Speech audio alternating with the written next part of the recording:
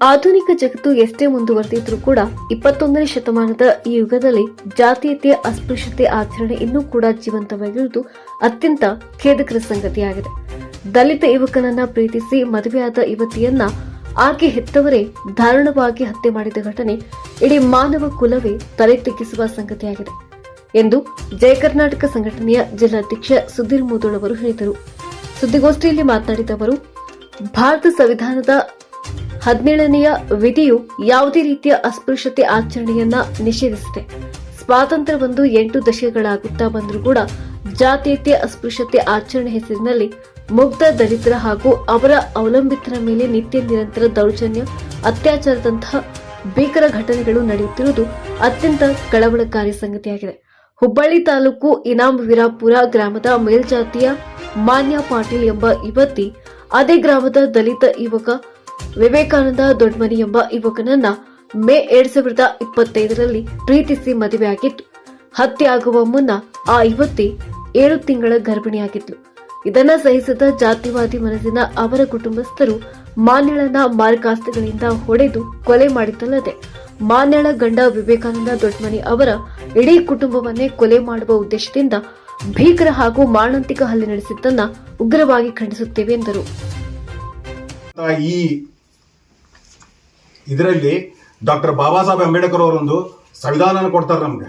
ಅಂತ ಸಂವಿಧಾನವನ್ನು ಇಟ್ಕೊಂಡು ಇನ್ನೂ ನಾವು ಕೀಳು ಜಾತಿ ಮೇಳು ಜಾತಿ ಅನ್ನೋದ್ರಾಗ ಸಾಯಂತೇವೆ ಹೊರತು ಇವತ್ತು ಇಷ್ಟು ದುಃಖದ ಸಂಗತಿ ಅಂದ್ರೆ ಇರ್ತಕ್ಕಂಥ ಮಾನ್ಯ ಪಾಟೀಲ್ ಆ ಗ್ರಾಮದಲ್ಲಿ ಮಾನ್ಯ ಪಾಟೀಲ್ ಅನ್ನೋ ಒಂದು ಹೆಚ್ಚಿನ ಜಾತಿಯಲ್ಲಿ ಹುಟ್ಟಿದಂತ ಒಂದು ಹುಡುಗಿ ವಿವೇಕಾನಂದ ದೊಡ್ಮನಿ ಅನ್ನೋ ದಲಿತ ಯುವಕನನ್ನ ಪ್ರೀತಿ ಮಾಡಿ ಮದುವೆ ಆದ್ರೂ ಊರಲ್ಲಿ ಇರೋದು ಬೇಡ ಅಂತೇಳಿ ಬೇರೆ ಒಂದು ಜಿಲ್ಲೆಯಲ್ಲಿ ಇದ್ದಂತ ಆ ವ್ಯವಸ್ಥೆ ದಂಪತಿಗಳು ಏನೋ ಒಂದು ಶ್ರೀಮಂತ ಕಾರ್ಯಕ್ರಮ ಮಾಡ್ಕೊಂಡ್ರಾತಂತೇಳಿ ತಮ್ಮ ಊರಿಗೆ ಬಂದಾಗ 7 ತಿಂಗಳ ಗರ್ಭಿಣಿ ಅಂತ ಗರ್ಭಿಣಿಯನ್ನ ಅವರ ತಂದೆ, ಅವರ ಕಾಕ, ಅವರ ಅಜ್ಜ, ಅವ್ರ ರಿಲೇಷನ್ ಎಲ್ಲರೂ ಕೂಡಿ ಆ ಹುಡುಗನನ್ನ ಮತ್ತು ಆ ಹುಡುಗಿಯನ್ನ ಹತ್ಯೆ ಮಾಡಬೇಕಂತೇಳಿ ಪ್ಲಾನ್ ಮಾಡ್ಕೊಂಡು ಬಂದ ಇವತ್ತು 21ನೇ ತಾರೀಕು ಆ ಹುಡುಗಿಯನ್ನ ಬರಬರವಾಗಿ ಹತ್ಯೆ ಮಾಡಿದ್ದಾರೆ.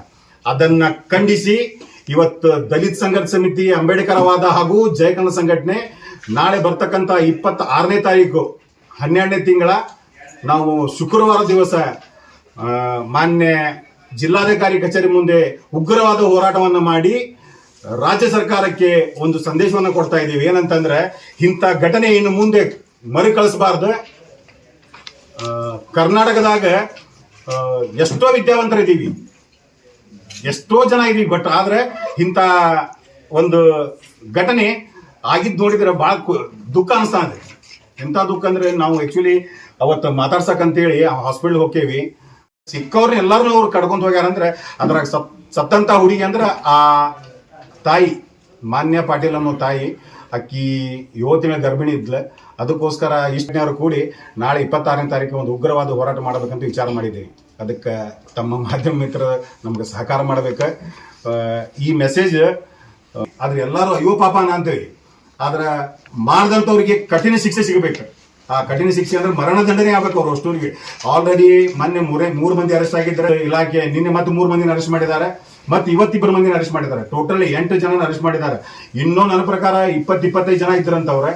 ಅಷ್ಟೂರು ಅರೆಸ್ಟ್ ಆಗ್ಬೇಕು. ಹೋರಾಟ ಮಾಡ್ತಾ ಇದ್ದೀವಿ. ಅದನ್ನ ಹೆಚ್ಚಿನ ಮಾಹಿತಿಯನ್ನ ನಮ್ಮ ಹಿರಿಯರು ನಿಮ್ಗೆ ಇನ್ನೂ ಮುಂದೆ ಹೇಳ್ತಾರಂತ ಹೇಳಕ್ ಇಷ್ಟಪಡ್ತಾರೆ. ನಮಸ್ಕಾರ. ಆ ತಾಯಿಯ ಒಂದು ಭಾವಚಿತ್ರಕ್ಕೆ ನಾವು ಶ್ರದ್ಧಾಂಜಲಿ ತೋರಿಸಿ ಇನ್ನು ಮುಂದೆ ಇಂಥ ಅಹಿತಕರ ಘಟನೆ ಎಲ್ಲೂ ಆಗಬಾರ್ದು ಅನ್ನೋ ಒಂದು ಸಂದೇಶ. ಏನು ಅರಿಯದ ತುಂಬು ಗರ್ಭಿಣಿಯನ್ನ ಹತ್ಯೆ ಮಾಡಿದ್ದಲ್ಲದೆ ಯುವಕನ ಕುಟುಂಬದ ಎಲ್ಲಾ ಸದಸ್ಯರ ಮೇಲೆ ಹಲ್ಲೆ ಮಾಡಿದ 18ರಿಂದ 20 ಜನ ಆರೋಪಿತರನ್ನ ಬಂಧಿಸಿ ಉಗ್ರ ಹಾಗೂ ಕಠಿಣ ಕಾನೂನು ಕ್ರಮ ಜರುಗಿಸುವುದರ ಜೊತೆಗೆ ಅವರೆಲ್ಲರಿಗೂ ಸೂಕ್ತ ಪರಿಹಾರ ಹಾಗೂ ರಕ್ಷಣೆಯನ್ನ ಒದಗಿಸಿ ಸಂತ್ರಸ್ತ ಕುಟುಂಬದ ಒಬ್ಬರಿಗೆ ಸರ್ಕಾರಿ ನೌಕರಿಯನ್ನ ಕೊಡುವಂತೆ ಒತ್ತಾಯಿಸುತ್ತೇವೆ ಎಂದು ಡಿಎಸ್ಎಸ್ ಮುಖಂಡರಾದ ಲಕ್ಷ್ಮಣ್ ಇ ದೊಡ್ಮನಿ ಹೇಳಿದರು. ಮೆಚ್ಚಿ ಆ ಹುಡುಗಿ ನಮ್ಮೂರು ಅಂತ ಹುಡುಗ ಅಂತ ತಿಳ್ಕೊಂಡು ಅವತ್ತಿಂದ ಅವನ ಮ್ಯಾಗ ಮನಸ್ಸು ಮಾಡಿಕೊಂಡು ಅವನ ಫೋನ್ ನಂಬರ್ ಕಲೆಕ್ಟ್ ಮಾಡಿಕೊಂಡು ಫೋನ್ ಮಾಡಿ ಅವನ್ನ ಲವ್ ಮಾಡ್ಕೊತ ಹೋದರು. ಕಡೆಗೆ ಹಿರಿಯರಿಗೂ ಗೊತ್ತಾಯಿತು ಆ ಹುಡುಗನ ತಂದೆ ತಾಯಿ ಗೊತ್ತಾಗಿ ಹುಡುಗಿ ಮನೆಯವ್ರಿಗೂ ತಿಳಿಸಿದ್ರು ಅವರು. ನೋಡ್ರಿ, ಮತ್ತು ನಿಮ್ಮ ದೃಷ್ಟಿಯೊಳಗೆ ನಾವು ಕೆಳಗಿನವರು, ನೀವು ದೊಡ್ಡ ಗೌಡ್ರು, ಊರು ಗೌಡ್ರು, ಅದಕ್ಕೆ ನಿಮ್ಮ ಮಗಳು ನೀವು ಹೆಣ್ಣಾರ ಮಾಡಿ ಉಳಿಸ್ಕೊಡ್ರಿ ಮತ್ತು ಬಿಡುಗಡೆ ಮಾಡ್ರಿ ಅಂತೇಳಿ ಆ ಹುಡುಗನ ಹುಬ್ಬಳ್ಳಿಯಲ್ಲಿ ಏನೋ ಒಂದು ಕಾಲೇಜಿನಲ್ಲಿ ಓದ್ತಿದ್ದ, ಅಲ್ಲಿಂದ ತಂದು ದಾಳ್ ಹಾಸ್ಟೆಲ್ನಲ್ಲಿ ಇಟ್ಟರು. ಆದ್ರೆ ಆ ಹುಡುಗಿ ಮಾತ್ರ ಸತತವಾಗಿ ಬಿಡಲೇ ಇಲ್ಲ. ಕೊನೆಗೆ ಜೂನ್ ತಿಂಗಳಲ್ಲಿ ನಮ್ಮನ್ನು ಸಂಪರ್ಕ ಮಾಡಿದ್ರು. ದಲಿತ ಅಂಬೇಡ್ಕರ್ವಾದ ಜಿಲ್ಲಾ ಸಮಿತಿಗೆ ಸಂಪರ್ಕ ಮಾಡಿದಾಗ ನಾವು ಅವರನ್ನು ಪೊಲೀಸ್ ರಕ್ಷಣೆ ಒಳಗೆ ಕರ್ಕೊಂಡು ಹುಬ್ಬಳ್ಳಿ ಗ್ರಾಮೀಣ ಸ್ಟೇಷನ್ಗೆ ಹೋಗಿದ್ವಿ. ಅಲ್ಲಿ ಒಂದು ದಿವಸ ಪೂರ್ತಿ ನಿರಂತರ ಮುರುಗೇಶ್ ಚಿನ್ನನವ್ರ ಸಾಹೇಬರು ನಾವು ಕೂಡಿ ಅದು ಏನಾದರೂ ಮಾಡಿ ಬೇರೆ ಬೇರೆನೇ ಮಾಡೋಣ ಅನ್ನೋ ಒಂದು ದೃಷ್ಟಿ ಇಟ್ಕೊಂಡು ಅವ್ರ ತಂದೆ ತಾಯಿಗಳನ್ನ ಕರೆಸಿ ಎದ್ರಾ ಬದ್ರ ವಿಚಾರಣೆ ಮಾಡಿ ಕೌನ್ಸಿಲಿಂಗ್ ಮಾಡಿದ್ರೆ ಏನು ಮಾಡೋದು, ಸಂಜೆ ತನಕ ಆ ಹುಡುಗಿ ಮಾತ್ರ ಒಪ್ಪಲಿಲ್ಲ.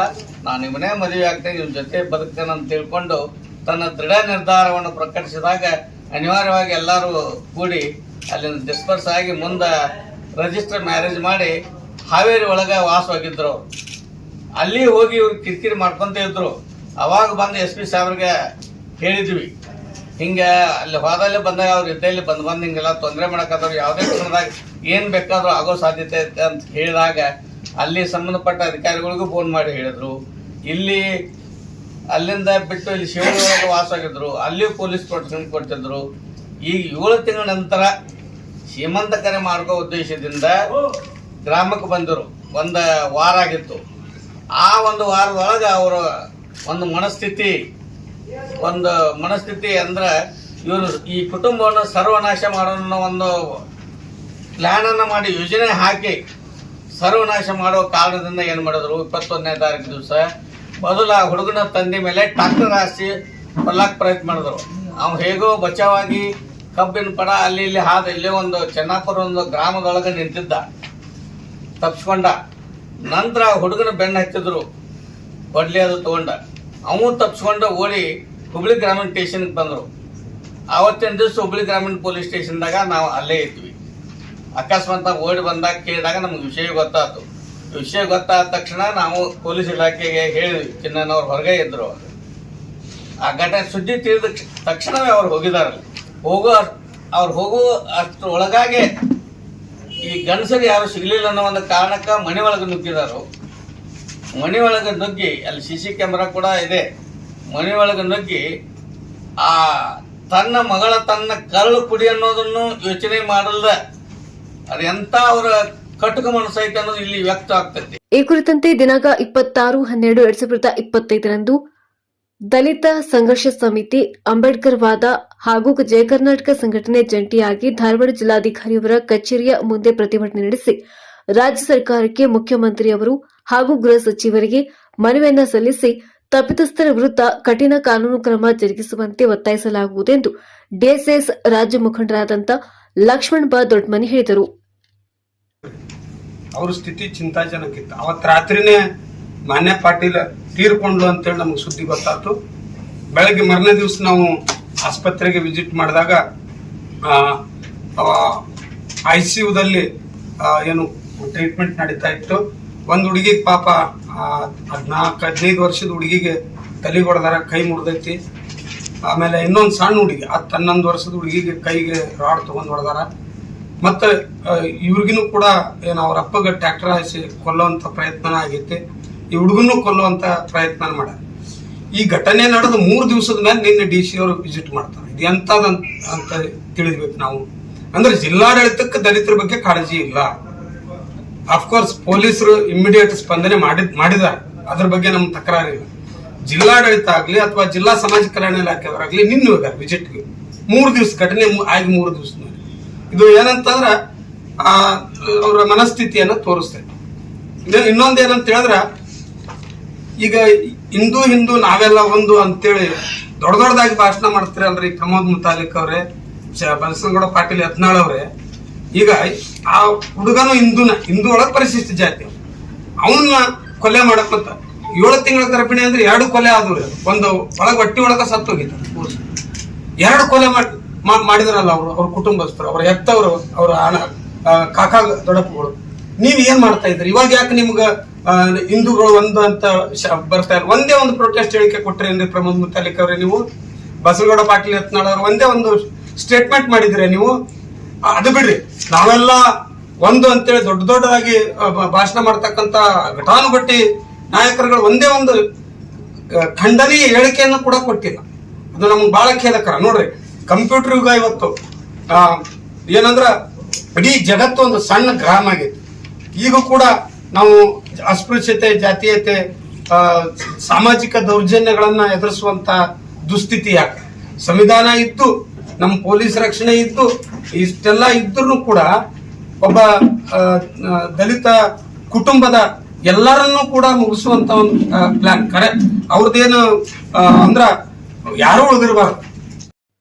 ಇನ್ನು ಸುದ್ದಿಗೋಷ್ಠಿಯಲ್ಲಿ ನಾರಾಯಣ ಮಾತರ್, ಎಚ್ ರಾಮಣ್ಣ, ಮಂಜುನಾಥ್ ಸುತ್ತಗಟ್ಟಿ, ಹನುಮಂತ್ ಮೊರಬ್, ಶಬೀರ್ ಅತ್ತಾರ್, ಬಸವರಾಜ್ ಮಾತರ್, ದುರ್ಗಪ್ಪ ಕಡೆಮನಿ, ರಾಜು ಚುನಾಯ್ಕರ್, ಮಂಜುನಾಥ್ ಹೊಸಮನಿ, ಗಿರಿರಾಜ್ ಮೇಲಿನಮನಿ, ಶಶಾಂಕ್ ದೊಡ್ಮನಿ, ರವಿ ಸಿದ್ದಟ್ಕಿಮಠ್, ವೀರಯ್ಯ ಹುಬ್ಬಳ್ಳಿ ಮಠ್, ಗಂಗಪ್ಪ ದೊಡ್ಮನಿ, ರಾಜು ಗೌಳಿ, ರಮೇಶ್ ಗೌಳಿ, ಅಮಿತ್ ಗೌಳಿ, ರಮೇಶ್ ಅರಳಿಕಟ್ಟಿ, ರೆಹಮಾನ್ ಸಾಬ್ ನಿಚ್ಚಣಗಿ, ಸಂಜಯ್ ಜಿಂದ್ರಾಳೆ ಇನ್ನೂ ಅನೇಕರು ಉಪಸ್ಥಿತರಿದ್ದರು.